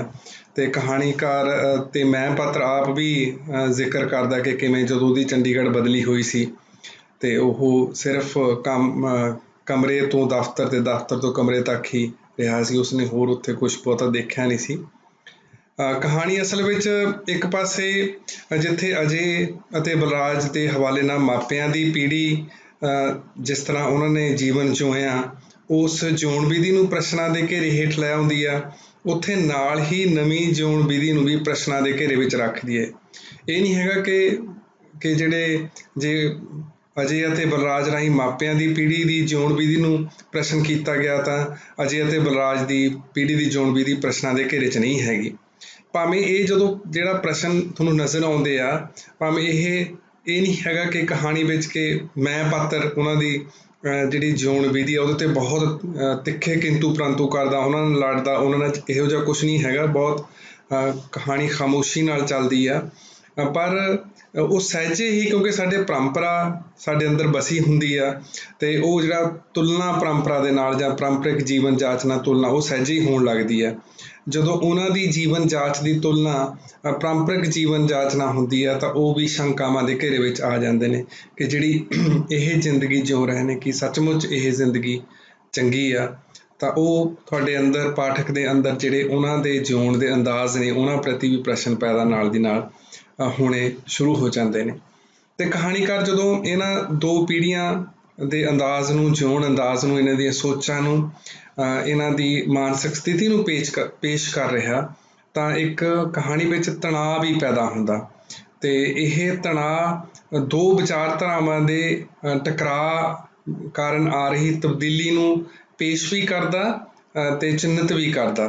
ਅਤੇ ਇਹ ਗੱਲ ਇੱਥੇ ਰੁਕ ਕੇ ਸਮਝਣ ਵਾਲੀ ਆ ਕਿ ਤਣਾਅ ਦੀ ਕਹਾਣੀ ਸਿਰਜਣਾ ਵਿੱਚ ਬਹੁਤ ਅਹਿਮ ਭੂਮਿਕਾ ਹੁੰਦੀ ਆ। ਇਸ ਨਾਲ ਜਦੋਂ ਕਹਾਣੀ ਵਿੱਚ ਤਣਾਅ ਸਿਰਜਿਆ ਜਾਂਦਾ ਤਾਂ ਇਸ ਨਾਲ ਪਾਠਕ ਦਾ ਧਿਆਨ ਖਿੱਚਿਆ ਜਾਂਦਾ ਅਤੇ ਚੱਲ ਰਹੀ ਗੱਲ ਅੱਗੇ ਤੁਰਦੀ ਆ। ਪਾਠਕ ਦੇ ਅੰਦਰ ਤਣਾਅ ਤੋਂ ਮੁਕਤ ਹੋਣ ਦੀ ਸਹਿਜ ਕਾਮਨਾ ਹੁੰਦੀ ਆ ਕਿ ਉਹ ਚਾਹੁੰਦਾ ਕਿ ਟੈਨਸ਼ਨ ਰਿਲੀਜ਼ ਹੋ ਜਾਵੇ, ਇਹ ਕਿਵੇਂ ਨਾ ਕਿਵੇਂ ਜਿਹੜੀ ਲੜਾਈ ਬਣ ਰਹੀ ਆ, ਖਿੱਚੋਤਾਣ ਪੈਦਾ ਹੋ ਰਹੀ ਆ, ਇਹ ਖਤਮ ਹੋ ਜਾਵੇ। ਤਾਂ ਜਿਹੜੀ ਇਹ ਚਾਹਤ ਆ, ਇਹ ਚਾਹਤ ਉਸ ਨੂੰ ਪ੍ਰੇਰਿਤ ਕਰਦੀ ਹੈ ਕਹਾਣੀ ਨੂੰ ਅੱਗੇ ਪੜ੍ਹੇ, ਅਤੇ ਇਹ ਤਣਾਅ ਉਤਸੁਕਤਾ ਦਾ ਵੀ ਸਬੱਬ ਆ, ਅਤੇ ਕਹਾਣੀ ਇਸ ਤਣਾਅ ਨੂੰ ਇੱਕ ਜੁਗਤ ਵਜੋਂ ਵੀ ਵਰਤਦੀ ਹੈ, ਅਤੇ ਕਹਾਣੀ ਦੇ ਵਿੱਚ ਇਸ ਨਾਲ ਰੌਚਕਤਾ ਬਣਦੀ ਹੈ, ਭਾਵੇਂ ਕਿ ਇਹ ਰੌਚਕਤਾ ਬਹੁਤੀ ਸੁਖਦ ਨਹੀਂ ਹੈਗੀ, ਥੋੜ੍ਹੀ ਪਰੇਸ਼ਾਨ ਕਰਨ ਵਾਲੀ ਹੈ, ਪਰ ਫਿਰ ਵੀ ਤੁਹਾਨੂੰ ਕਹਾਣੀ ਆਪਣੇ ਵੱਲ ਇਸ ਤਣਾਅ ਦੇ ਰਾਹੀਂ ਹਵਾਲੇ ਖਿੱਚਦੀ ਹੈ ਆਪਣੇ ਵੱਲ। ਅਤੇ ਕਹਾਣੀ ਵਿੱਚ ਜਿਹੜਾ ਇਹ ਤਣਾਅ, ਇਹ ਤਬਦੀਲੀਆਂ ਨੂੰ ਉਭਾਰਨ ਕਿ ਉਹਨਾਂ ਨੂੰ ਫੋਕਸ ਦੇ ਵਿੱਚ ਲਿਆਉਣ ਦੀ ਭੂਮਿਕਾ ਵੀ ਅਦਾ ਕਰਦਾ। ਅਤੇ ਕਹਾਣੀ ਨੂੰ ਪੜ੍ਹਦਿਆਂ ਹੋਏ ਜੇ ਅਸੀਂ ਜ਼ਰਾ ਧਿਆਨ ਨਾਲ ਦੇਖੀਏ ਤਾਂ ਕਿਹੜੀਆਂ ਤਬਦੀਲੀਆਂ ਕਹਾਣੀ ਦੇ ਵਿੱਚ ਪੇਸ਼ ਕੀਤੀਆਂ ਗਈਆਂ ਨੇ, ਉਹਨਾਂ ਦਾ ਜ਼ਿਕਰ ਆਪਾਂ ਇੱਥੇ ਸਾਂਝਾ ਕਰਦੇ ਹਾਂ। ਕਿ ਜਿਵੇਂ ਪਹਿਲੀ ਤਬਦੀਲੀ ਜਿਹੜੀ ਸਾਹਮਣੇ ਆਉਂਦੀ ਹੈ ਤੁਹਾਡੇ ਇਸ ਕਹਾਣੀ ਨੂੰ ਪੜ੍ਹਦਿਆਂ ਹੋਇਆਂ, ਕਿ ਜਿਹੜੀ ਹੁਣ ਦੀ ਪੀੜ੍ਹੀ ਹੈ, ਜਿਹੜੀ ਇਸ ਦੌਰ ਦੇ ਵਿੱਚ ਗੱਭਰੂ ਆ, ਨੌਜਵਾਨ ਆ, ਉਹਦੇ ਲਈ ਪਰਿਵਾਰ, ਘਰ ਵਰਗੀਆਂ ਜਿਹੜੀਆਂ ਪਰੰਪਰਾਗਤ ਸੰਸਥਾਵਾਂ ਸੀ ਉਹ ਹੁਣ ਮਹੱਤਵਪੂਰਨ ਨਹੀਂ ਰਹੀਆਂ, ਉਹਨਾਂ ਨਾਲੋਂ ਜ਼ਿਆਦਾ ਸਵੈ ਉਹਨਾਂ ਦਾ ਜ਼ਿਆਦਾ ਅਹਿਮ ਹੋ ਗਿਆ, ਕਿ ਉਹ ਘਰ ਅਤੇ ਪਰਿਵਾਰ ਨਾਲੋਂ ਆਪਣੇ ਆਪ ਨੂੰ ਪਹਿਲਾਂ ਦੇਖਦੇ ਆ, ਜਦੋਂ ਕਿ ਉਸ ਤੋਂ ਜਿਹੜੀ ਪਹਿਲੀ ਪੀੜ੍ਹੀ ਆ ਉਹ ਆਪਣੇ ਘਰ ਨੂੰ, ਪਰਿਵਾਰ ਨੂੰ ਆਪਦੇ ਤੋਂ ਪਹਿਲਾਂ ਰੱਖਦੀ ਸੀ। ਸਵੈ ਦੀ ਅਹਿਮੀਅਤ ਵਿੱਚ ਸਭ ਤੋਂ ਇਹਨਾਂ ਲਈ ਜਿਹੜਾ ਚੀਜ਼ ਆ ਉਹ ਹੈਗੀ ਅਹਿਮ, ਉਹ ਤਰੱਕੀ ਕਰਨਾ, ਅਤੇ ਤਰੱਕੀ ਕਰਨ ਦਾ ਜਿਵੇਂ ਆਪਾਂ ਪਹਿਲਾਂ ਵੀ ਗੱਲ ਕੀਤੀ ਹੈ ਕਿ ਇੱਕੋ ਇੱਕ ਮਤਲਬ ਆਰਥਿਕ ਪੱਖੋਂ ਮਜ਼ਬੂਤ ਹੋਣਾ। ਅਤੇ ਇਹ ਪੀੜ੍ਹੀ ਜਿਹੜੀਆਂ ਵੀ ਸਮਰੱਥਾਵਾਂ, ਪੜ੍ਹਾਈਆਂ ਹਾਸਲ ਕਰ ਰਹੀ ਹੈ, ਉਸ ਦਾ ਇੱਕੋ ਇੱਕ ਉਦੇਸ਼ ਅਮੀਰ, ਹੋਰ ਅਮੀਰ ਅਤੇ ਬਹੁਤ ਅਮੀਰ ਹੋਣਾ ਹੈ। ਕਿ ਹੁਣ ਸਮਰੱਥਾ ਇਹ ਨਹੀਂ ਹੈਗੀ ਕਿ ਅਸੀਂ ਦੂਜੇ ਬੰਦੇ ਨੂੰ ਸਮਝਣਾ, ਅਸੀਂ ਆਪਦੇ ਆਪ ਨੂੰ ਸਮਝਣਾ, ਅਸੀਂ ਜਿਹੜੀਆਂ ਚੀਜ਼ਾਂ ਸਾਡੇ ਆਲੇ ਦੁਆਲੇ ਵਾਪਰ ਰਹੀਆਂ ਨੇ ਉਹਨਾਂ ਨੂੰ ਸਮਝ ਕੇ ਸਮਾਜ ਲਈ ਕੁਛ ਚੰਗਾ, ਕਿ ਪੜ੍ਹਾਈ ਦਾ, ਐਜੂਕੇਸ਼ਨ ਦਾ ਮਤਲਬ ਸਿਰਫ ਵੱਧ ਅਮੀਰ ਹੋਣਾ, ਉਹਦੇ ਲਈ ਰੁਜ਼ਗਾਰ ਹਾਸਲ ਕਰਨਾ ਹੋ ਗਿਆ। ਇਹ ਇਸ ਤਰ੍ਹਾਂ ਕਹਾਣੀ ਜਿਹੜੀ ਸਾਡੇ ਸਮਕਾਲ ਦੇ ਵਿੱਚ ਜਿਹੜੀ ਐਜੂਕੇਸ਼ਨ ਆ, ਜਿਹੜੀ ਸਿੱਖਿਆ, ਉਹਦੇ ਉਦੇਸ਼ਾਂ ਦੇ ਬਦਲ ਜਾਣ ਵੱਲ ਵੀ ਇਸ਼ਾਰਾ ਕਰਦੀ ਹੈ। ਇਸੇ ਕਾਰਨ ਕਹਾਣੀ ਦੇ ਵਿੱਚ ਜ਼ਿਕਰ ਆਉਂਦਾ ਬਲਰਾਜ ਦੇ ਹਵਾਲੇ ਨਾਲ, ਕਿ ਉਹ ਦੱਸਦਾ ਕਿ ਕਿਵੇਂ ਅੱਜ ਦੀ ਪੀੜ੍ਹੀ ਦੇ ਜਿਹੜੇ ਨਾਇਕ ਨੇ, ਉਹ ਇੱਕ ਕਿਤਾਬ ਦੇ ਹਵਾਲੇ ਨਾਲ ਗੱਲ ਕਰਦਾ ਕਿ ਧੀਰੂ ਭਾਈ ਅੰਬਾਨੀ ਵਰਗੇ ਲੋਕ ਹੋ ਗਏ ਨੇ, ਹੁਣ ਸਾਡੇ ਨਾਇਕ ਵੀ ਬਦਲ ਗਏ ਨੇ, ਹੁਣ ਸਾਡੇ ਨਾਇਕ ਉਹ ਨਹੀਂ ਹੈਗੇ ਜਿਹੜੇ ਇਸ ਤੋਂ ਪਹਿਲੀ ਪੀੜ੍ਹੀ ਦੇ ਸੀ। ਕਹਾਣੀ ਇਸ ਤਰੀਕੇ ਨਾਲ ਅੱਗੇ ਵੱਧਦੀ ਆ। ਅਤੇ ਕਹਾਣੀ ਦੇ ਵਿੱਚ ਤਬਦੀਲੀ ਦਾ ਇੱਕ ਹੋਰ ਰੂਪ ਜਿਹੜਾ ਪੇਸ਼ ਹੁੰਦਾ, ਉਹ ਹੁੰਦਾ ਕਿ ਜਿਹੜੇ ਅੱਜ ਦੇ ਨੌਜਵਾਨ ਮੁੰਡੇ ਕੁੜੀਆਂ ਨੇ, ਉਹਨਾਂ ਦੇ ਆਪਸੀ ਰਿਸ਼ਤੇ ਕਿਸ ਤਰੀਕੇ ਦੇ ਨੇ, ਕਿ ਕੁੜੀਆਂ ਅਤੇ ਮੁੰਡਿਆਂ ਦੇ, ਅਤੇ ਕਹਾਣੀ ਵਿੱਚ ਇਸ ਦੀ ਪੇਸ਼ਕਾਰੀ ਬਹੁਤ ਰੌਚਕ ਗੱਲ ਹੈ ਕਿ ਮੈਂ ਪਾਤਰ ਦੀ ਪਤਨੀ ਦੇ ਪ੍ਰਸੰਗ 'ਚ ਹੁੰਦੀ ਹੈ, ਕਿ ਜਿਹੜਾ ਨੁਕਤਾ ਨਜ਼ਰ ਆ ਇਸ ਤਬਦੀਲੀ ਦਾ, ਉਹ ਮੈਂ ਪਾਤਰ ਦੀ ਪਤਨੀ ਮਨਜੀਤ ਦਾ, ਉਹ ਯਾਦ ਕਰਦੀ ਆ ਮਨਜੀਤ ਕਿ ਕਿਵੇਂ ਬਲਰਾਜ ਨੂੰ ਕਈ ਕੁੜੀਆਂ ਦੇ ਫੋਨ ਆਉਂਦੇ ਰਹਿੰਦੇ ਨੇ, ਜਾਂ ਆਉਂਦੇ ਰਹਿੰਦੇ, ਹੁਣ ਵੀ ਆਉਂਦੇ ਨੇ, ਅਤੇ ਉਸ ਦੀ ਮਾਂ ਨੂੰ ਇਹ ਬਹੁਤ ਅਜੀਬ ਲੱਗਦਾ, ਮਨਜੀਤ ਨੂੰ ਬਹੁਤ ਅਜੀਬ ਲੱਗਦਾ, ਪਰ ਬਲਰਾਜ ਲਈ ਇਹ ਬਹੁਤ ਸਹਿਜ ਆ। ਇਹ ਫੋਨ ਅਤੇ ਰਿਸ਼ਤੇ ਬਲਰਾਜ ਦੱਸਦਾ ਕਿ ਕਾਰੋਬਾਰੀ ਵੀ ਨੇ ਤੇ ਨਿੱਜੀ ਵੀ ਨੇ, ਤੇ ਇਹਨਾਂ ਵਿੱਚ ਕੋਈ ਏਡੀ ਵੱਡੀ ਗੱਲ ਨਹੀਂ ਹੈਗੀ।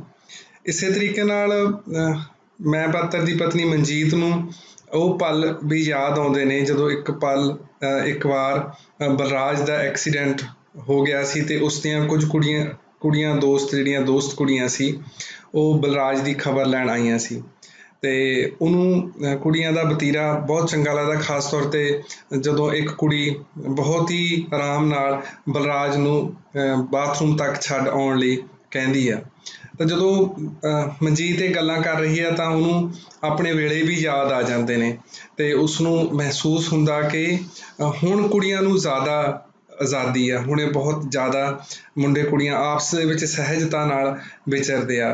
ਤਾਂ ਕਿਤੇ ਨਾ ਕਿਤੇ ਕਹਾਣੀਕਾਰ ਇਸ ਧੁਨ ਨੂੰ ਵੀ ਸੰਚਾਰਦਾ ਕਿ ਹੁਣ ਜਿਹੜਾ ਕੁਛ ਵਾਪਰ ਰਿਹਾ, ਜਿਹੜੀ ਨਵੀਂ ਜ਼ਿੰਦਗੀ ਦੀ ਤੋਰ ਆ, ਉਹ ਇੰਨੀ ਬੁਰੀ ਵੀ ਹੈ ਨਹੀਂ ਗੀ, ਇਸ ਵਿੱਚ ਕੁਛ ਚੰਗਾ ਵੀ ਹੈਗਾ। ਤੇ ਇਸ ਨੂੰ ਜ਼ੁਬਾਨ ਦੇਣ ਲਈ ਇੱਕ ਉਹ ਪਲ ਵੀ ਮਨਜੀਤ ਦੀ ਯਾਦ 'ਚੋਂ ਉੱਭਰਦਾ ਜਦੋਂ ਇੱਕ ਵਾਰ ਮੈਂ ਪਾਤਰ ਦਾ ਦੋਸਤ ਘਰੇ ਆਇਆ ਹੋਇਆ ਸੀ ਤੇ ਜਿਹੜੀ ਮਨਜੀਤ ਆ ਉਹ ਬਿਨਾਂ ਕਿਤੇ ਸਿਰ ਤੋਂ ਚੁੰਨੀ ਲਿਆ ਚਾਹ ਦੇਣ ਚਲੀ ਗਈ ਸੀ ਤੇ ਉਹਦੀ ਸੱਸ ਨੇ ਉਹਦੀ ਬਹੁਤ ਗੱਤ ਬਣਾਈ ਸੀ। ਤਾਂ ਇੱਕ ਤਬਦੀਲੀ ਜਿਹੜੀ ਆ ਉਹ ਇਹ ਪੇਸ਼ ਹੁੰਦੀ ਹੈ, ਜਿਹੜੀ ਨੌਜਵਾਨ ਪੀੜ੍ਹੀ, ਜਿਹੜੇ ਦੋਵੇਂ ਜੈਂਡਰ ਨੇ, ਜਿਹੜੇ ਦੋ ਪਛਾਣਾਂ ਨੇ, ਜੇ ਔਰਤ ਤੇ ਮਰਦ ਦੀਆਂ, ਉਹਨਾਂ ਦੇ ਆਪਸ ਦੇ ਵਿੱਚ ਕਿਸ ਤਰ੍ਹਾਂ ਦੇ ਸੰਬੰਧ ਨੇ। ਇੱਕ ਹੋਰ ਤਬਦੀਲੀ ਦੇ ਨਕਸ਼ ਕਹਾਣੀ ਵਿੱਚ ਉਦੋਂ ਸਾਕਾਰ ਹੁੰਦੇ ਨੇ ਜਦੋਂ ਇੱਕ ਦਿਨ ਅਜੇ ਬਲਰਾਜ ਨੂੰ ਸ਼ਾਪਿੰਗ ਮਾਲਾਂ ਬਾਬਤ ਲੰਮਾ ਭਾਸ਼ਣ ਦਿੰਦਾ ਕਿ ਤੂੰ ਜ਼ਰੂਰ ਜਾਇਆ ਕਰ, ਦੇਖਿਆ ਕਰ ਉੱਥੇ ਕੀ ਚੇਂਜ ਆ ਰਹੀ ਆ, ਕੀ ਵਿਕ ਰਿਹਾ, ਕਿਹੜੀਆਂ ਚੀਜ਼ਾਂ ਨਵੀਆਂ ਆ ਗਈਆਂ, ਕਿਹੜੇ ਬ੍ਰਾਂਡ ਨਵੇਂ ਨੇ। ਤੇ ਇਸੇ ਤਰ੍ਹਾਂ ਗੱਲਾਂ ਕਰਦਿਆਂ ਅਜੇ ਦੇ ਉਚਾਰ ਰਾਹੀਂ ਇੱਕ ਹਵਾਲਾ ਮੋਰ ਦੇ ਸਟੋਰ ਤੇ ਜਿਹੜੀ ਕੁੜੀ ਸਮਾਨ ਵੇਚ ਰਹੀ ਆ ਉਹਦਾ ਆਉਂਦਾ, ਉਹਦੇ ਹਵਾਲੇ ਨਾਲ ਇਹ ਤਬਦੀਲੀ ਕਹਾਣੀ ਦੇ ਵਿੱਚ ਨਸ਼ਰ ਹੁੰਦੀ ਹੈ ਕਿ ਨੈਤਿਕਤਾ ਕਿਵੇਂ ਬਦਲ ਰਹੀ ਆ।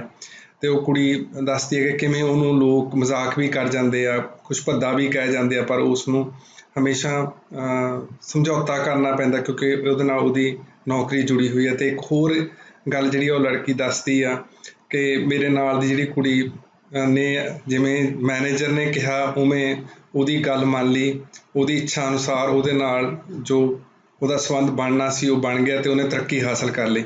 ਤੇ ਇਹ ਵੀ ਸੋਚਦੇ ਆ ਕਿ ਮੈਨੂੰ ਵੀ ਸ਼ਾਇਦ ਇਸ ਤਰੀਕੇ ਨਾਲ ਕਰ ਲੈਣਾ ਚਾਹੀਦਾ ਸੀ। ਇਹ ਇੱਕ ਤਬਦੀਲੀ ਦਾ ਕਿ ਜਦੋਂ ਜਿਹੜੇ ਇਹ ਕਾਰਪੋਰੇਟ ਵਰਲਡ ਦੇ ਵਿੱਚ, ਕਾਰਪੋਰੇਟ ਸੰਸਾਰ ਦੇ ਵਿੱਚ ਜਿਹੜਾ ਇਹ ਬਾਹਰਲੀਆਂ ਕੰਪਨੀਆਂ ਵਾਲਾ ਸੰਸਾਰ ਆ ਜਾਂ ਵੱਡੀਆਂ ਕੰਪਨੀਆਂ ਵਾਲਾ ਸੰਸਾਰ, ਉਹਦੇ ਵਿੱਚ ਜਿਹੜੇ ਨੌਜਵਾਨ ਕੁੜੀਆਂ ਕੰਮ ਕਰਦੀਆਂ ਨੇ ਉਹ ਕਿਸ ਤਰੀਕੇ ਨਾਲ ਕਿਸ ਤਬਦੀਲੀ ਵੱਲ ਨੂੰ ਵੱਧ ਰਹੀਆਂ ਨੇ।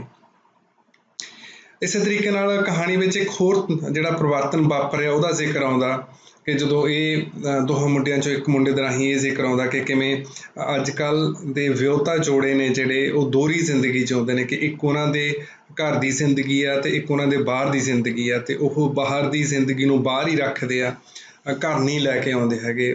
ਕਈ ਵਾਰ ਰਾਤ ਨੂੰ ਪਾਰਟੀਆਂ 'ਤੇ ਜਾਣਾ ਪੈਂਦਾ, ਕਿਸੇ ਨਾਲ ਬੈਠਣਾ ਉੱਠਣਾ ਪੈਂਦਾ ਤੇ ਉਸ ਬੈਠਣ ਉੱਠਣ ਦੇ ਵਿੱਚ ਬਹੁਤ ਸਾਰੀਆਂ ਗੱਲਾਂ ਲੁਕੀਆਂ ਹੁੰਦੀਆਂ ਨੇ ਤੇ ਉਹ ਦੋਹਰੀ ਜ਼ਿੰਦਗੀ ਜਿਹੜੀ ਆ ਉਹ ਚੱਲਦੀ ਰਹਿੰਦੀ ਹੈ। ਇੱਕ ਜਿਹੜੀ ਤਬਦੀਲੀ ਆ ਇਹ ਪੇਸ਼ ਹੁੰਦੀ ਆ।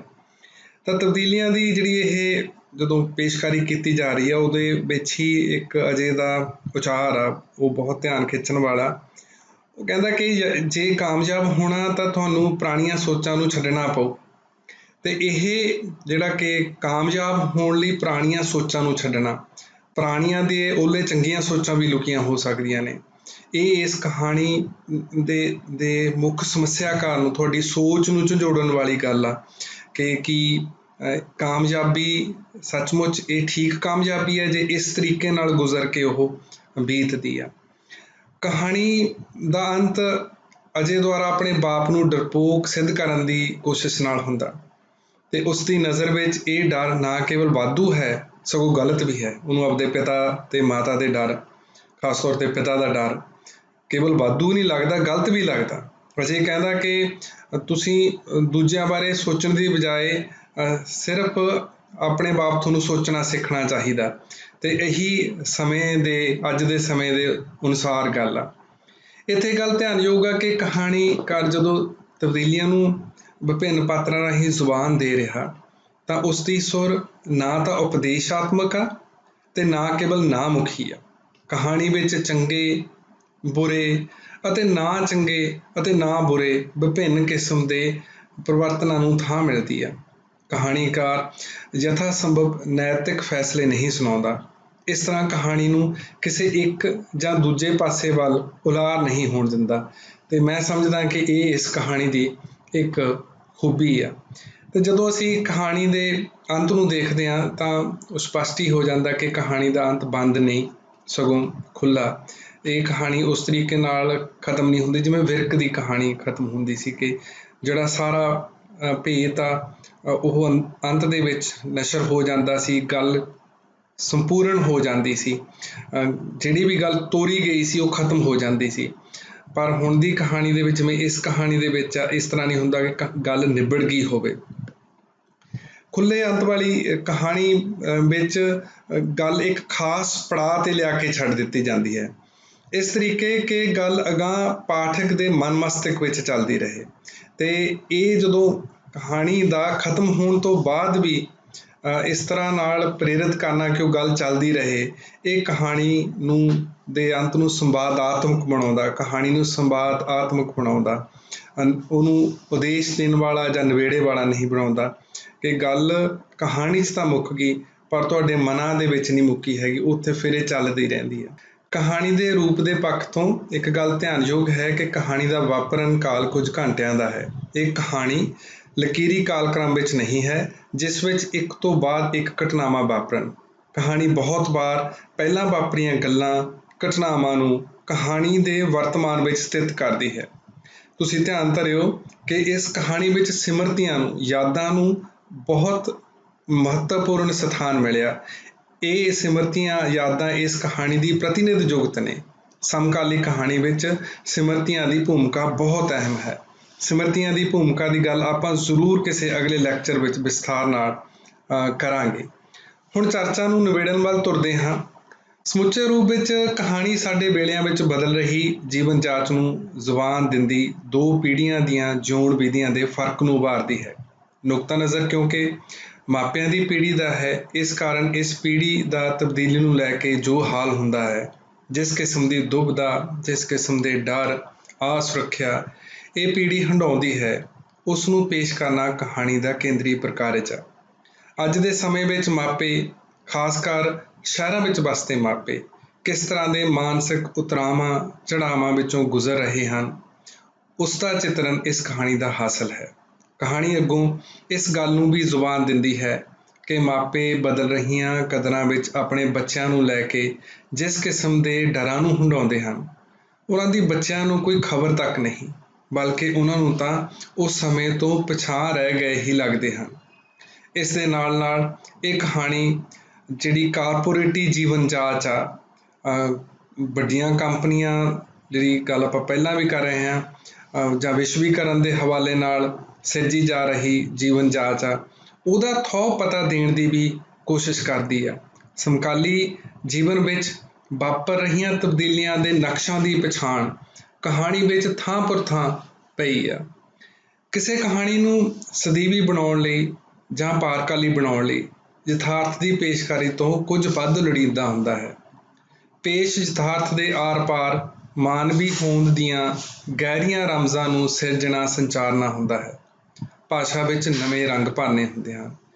ਇਸ ਤਰ੍ਹਾਂ ਹੋਣ ਦੀ ਇੱਕ ਝਲਕ ਇਸ ਕਹਾਣੀ ਵਿੱਚੋਂ ਵੀ ਮਿਲਦੀ ਹੈ। ਕਹਾਣੀ ਦੇ ਮੁੱਢਲੇ ਹਿੱਸੇ ਵਿੱਚ ਹੀ ਇੱਕ ਵਾਕ ਆਉਂਦਾ, ਹੁਣ ਸਾਡੇ 'ਚ ਪਿਆਰ ਮੁਹੱਬਤ ਬਾਰੇ ਨਹੀਂ, ਫਿਕਰਾਂ ਬਾਰੇ ਇੱਕ ਸਾਂਝ ਬਣ ਗਈ ਹੈ। ਕਹਾਣੀ ਜੀਵਨ ਨੂੰ ਪੇਸ਼ ਕਰਦਿਆਂ ਕਰਦਿਆਂ ਜੀਵਨ ਬਾਬਤ ਇੱਕ ਡੂੰਘੀ ਰਮਜ਼ ਵੀ ਸੰਚਾਰ ਜਾਂਦੀ ਹੈ ਕਿ ਸਾਂਝ ਖੁਸ਼ੀਆਂ ਦੀ ਹੀ ਨਹੀਂ ਹੁੰਦੀ, ਫਿਕਰਾਂ ਦੁੱਖਾਂ ਦੀ ਵੀ ਹੁੰਦੀ ਹੈ। ਇਸ ਸਤਰ ਨੂੰ ਪੜ੍ਹਦਿਆਂ ਮੈਨੂੰ ਕੁਲਵੰਤ ਸਿੰਘ ਵਿਰਕ ਦੀ ਕਹਾਣੀ ਸਾਂਝ ਵੀ ਚੇਤੇ ਆਉਂਦੀ ਆ। ਕਹਾਣੀ ਦੇ ਪ੍ਰਸੰਗ ਵਿੱਚ ਅੰਤਿਮ ਗੱਲ ਇਹ ਕਰਨੀ ਆ ਕਿ ਕਹਾਣੀ ਵਿੱਚ ਜਿਸ ਕਿਸਮ ਦੀ ਤਬਦੀਲੀ ਨੂੰ ਜ਼ੁਬਾਨ ਦਿੱਤੀ ਗਈ ਆ, ਜਾਂ ਨਵੀਂ ਪੀੜ੍ਹੀ ਨੂੰ ਜਿਸ ਤਰ੍ਹਾਂ ਦੇ ਖਿਆਲਾਂ ਵਿੱਚ ਘਿਰਿਆ ਦਿਖਾਇਆ ਗਿਆ, ਕੀ ਉਹ ਸੱਚਮੁੱਚ ਸੱਚ ਆ? ਕੀ ਸੱਚਮੁੱਚ ਹੀ ਅਜਿਹਾ ਵਾਪਰ ਰਿਹਾ? ਕੀ ਸੱਚਮੁੱਚ ਹੀ ਨਵੀਂ ਨੌਜਵਾਨ ਪੀੜ੍ਹੀ ਇਸ ਤਰ੍ਹਾਂ ਸੋਚਦੀ ਤੇ ਕਰਦੀ ਆ? ਕੀ ਸੱਚਮੁੱਚ ਪਰਿਵਾਰ, ਘਰ ਦੀਆਂ ਸੰਸਥਾਵਾਂ ਰੂਪ ਵਟਾ ਗਈਆਂ ਨੇ? ਕੀ ਕੰਮ ਕਰਨ ਵਾਲੀਆਂ ਕੁੜੀਆਂ ਇਸੇ ਤਰੀਕੇ ਨਾਲ ਸਮਝੌਤੇ ਕਰਨ ਵੱਲ ਰੁਚਿਤ ਹੋ ਰਹੀਆਂ ਨੇ? ਉਹਨਾਂ ਨੂੰ ਸਮਝੌਤੇ ਕਰਨਾ ਹੁਣ ਹੌਲੀ ਹੌਲੀ ਠੀਕ ਲੱਗਣ ਲੱਗਿਆ ਹੈ। ਇਸ ਬਾਬਤ ਗੱਲ ਸਿਰਫ ਇੱਥੇ ਇਹ ਕਹਿਣੀ ਆ ਕਿ ਕਹਾਣੀ ਜਿਸ ਸੱਚ ਨੂੰ ਪੇਸ਼ ਕਰਦੀ ਹੁੰਦੀ ਹੈ ਜਾਂ ਇਹ ਕਹਾਣੀ ਜਿਸ ਸੱਚ ਨੂੰ ਪੇਸ਼ ਕਰ ਰਹੀ ਹੈ ਉਹ ਸੱਚ ਦਾ ਇੱਕ ਰੂਪ ਹੈ। ਚੰਗੇ ਸਾਹਿਤ ਦਾ ਕਦੇ ਇਹ ਦਾਅਵਾ ਨਹੀਂ ਹੁੰਦਾ ਕਿ ਉਸ ਅੰਦਰ ਸਮੁੱਚੀ ਅਸਲੀਅਤ ਬਿਆਨੀ ਗਈ ਹੈ। ਤਾਂ ਭਾਵ ਇਹ ਨਿਕਲਦਾ ਕਿ ਇਹ ਕਹਾਣੀ ਜਾਂ ਇਸ ਕਹਾਣੀ ਵਿੱਚ ਪੇਸ਼ ਸੱਚ ਦੇ ਸਮਾਨਾਂਤਰ ਹੋਰ ਵੱਖਰੇ ਸੱਚ ਵੀ ਮੌਜੂਦ ਹਨ। ਉਹਨਾਂ ਤੋਂ ਕੋਈ ਇਨਕਾਰੀ ਨਹੀਂ ਹੋ ਸਕਦਾ। ਹਰ ਦੌਰ ਵਿੱਚ ਵੱਖਰੇ ਸੱਚ ਮੌਜੂਦ ਹੁੰਦੇ ਹਨ, ਇਸ ਦੌਰ ਵਿੱਚ ਵੀ ਹਨ, ਪਰ ਜਿਸ ਸੱਚ ਨੂੰ ਇਸ ਕਹਾਣੀ ਨੇ ਬਿਆਨਿਆ ਉਹ ਵੀ ਇਸ ਦੌਰ ਦਾ ਸੱਚ ਆ। ਤੁਸੀਂ ਇਸ ਵੀਡੀਓ ਨੂੰ ਦੇਖਣ ਸੁਣਨ ਲਈ ਆਪਣਾ ਕੀਮਤੀ ਵਕਤ ਦਿੱਤਾ, ਇਸ ਲਈ ਤੁਹਾਡਾ ਬੇਹੱਦ ਸ਼ੁਕਰੀਆ।